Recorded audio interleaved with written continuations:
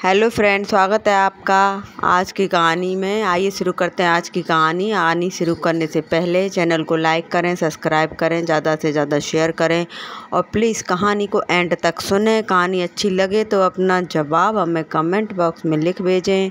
तो आज की कहानी है नवरात्रि के 5वें दिन स्कंद माता की कथा सुनी जाती है, पूजा की जाती है। तो आइए शुरू करते हैं स्कंद माता की कहानी। पावन पर्व की शुरुआत हो चुकी है और पूरा देश नवरात्रि का पावन पर्व धूमधाम से मना रहा है। आज 5वां नवरात्र है। नवरात्रि के 5वें दिन स्कंद माता की आराधना की जाती है।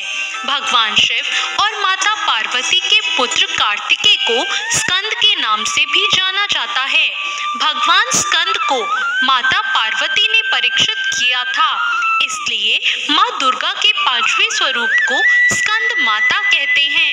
एक पौराणिक कथा के अनुसार एक तारकासुर नाम का राक्षस था, जिसका अंत केवल भगवान शिव के पुत्र के हाथों से संभव था। तब माँ पार्वती ने अपने पुत्र स्कंद यानी कार्तिकेय को युद्ध के लिए परीक्षित करने के लिए स्कंद माता का रूप लिया था। स्कंद माता से युद्ध परीक्षण लेने के बाद भगवान कार्तिकेय ने तारकासुर का अंत कर दिया। स्कंद माता हिमालय की पुत्री पार्वती है। इन्हें माहेश्वरी और गौरी नाम से भी जाना जाता है। पर्वतराज हिमालय की पुत्री होने के कारण इन्हें पार्वती कहते हैं। इसके अलावा महादेव की पत्नी होने के कारण इन्हें माहेश्वरी नाम दिया गया और अपने गौरवर्ण के कारण इन्हें गौरी कहा जाता है। माता को अपने पुत्र से अति प्रेम है। यही कारण है कि माँ को अपने पुत्र के नाम से पुकारा जाना उत्तम लगता है। मान्यता है कि स्कंद माता की कथा पढ़ने या सुनने वाले भक्तों को माँ संतान सुख और संपत्ति प्रदान करती है। भगवान स्कंद बाल रूप में इनकी गोद में विराजमान है। इन माता की 4 भुजाएं हैं। माता ने अपने 2 हाथ में कमल का फूल पकड़ा हुआ है। ये दाईं तरफ ऊपर वाली भुजा से स्कंद को गोद में पकड़े हुए हैं और नीचे वाली भुजा में कमल का पुष्प है।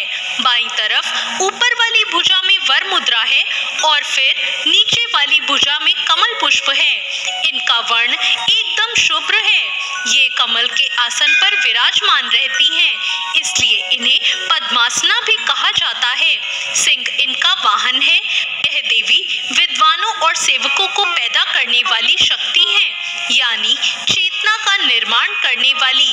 कहते हैं कि कालिदास द्वारा रचित रघुवंशम महाकाव्य और मेघदूत रचनाएं स्कंद माता की कृपा से ही संभव हो पाई हैं। जिन लोगों को संतान प्राप्ति में बाधा आ रही हो, उन्हें माँ के इस स्वरूप की पूजा करनी चाहिए। आदि शक्ति का यह स्वरूप संतान प्राप्ति की कामना पूर्ण करने वाला माना गया है। स्कंद माता की पूजा में कार्तिकेय कुमार का होना जरूरी होता है। स्कंद माता को भोग के रूप में केला अर्पित करना चाहिए। माँ को पीली वस्तुएं अति प्रिय होती हैं, इसलिए केसर डालकर खीर का भोग लगाएं और भक्ति भाव से देवी का पूजन करें और उनकी कृपा प्राप्त करें।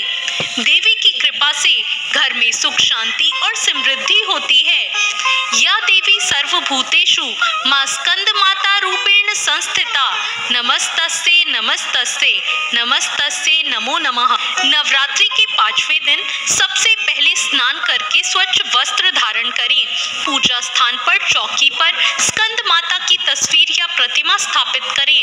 प्रतिमा का गंगा जल से शुद्धिकरण करें। अब एक कलश में पानी लेकर उसमें कुछ सिक्के डालें और उसे चौकी पर रखें। इसके बाद स्कंद माता को रोली कुमकुम लगाएं और नैवेद्य अर्पित करें।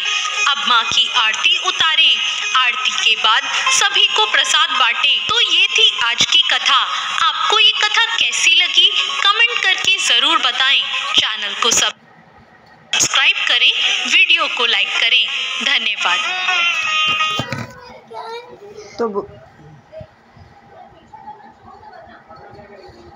तो बोले जय माता की, शेरा वाली माता की जय, जय माता की, स्कंद माता की जय। तो इसी तरह की इंटरेस्टिंग कहानियों के लिए हमारे साथ जुड़े रहें और हर दिन नवरात्रि की नई माता की कहानी जानें। जय माता की।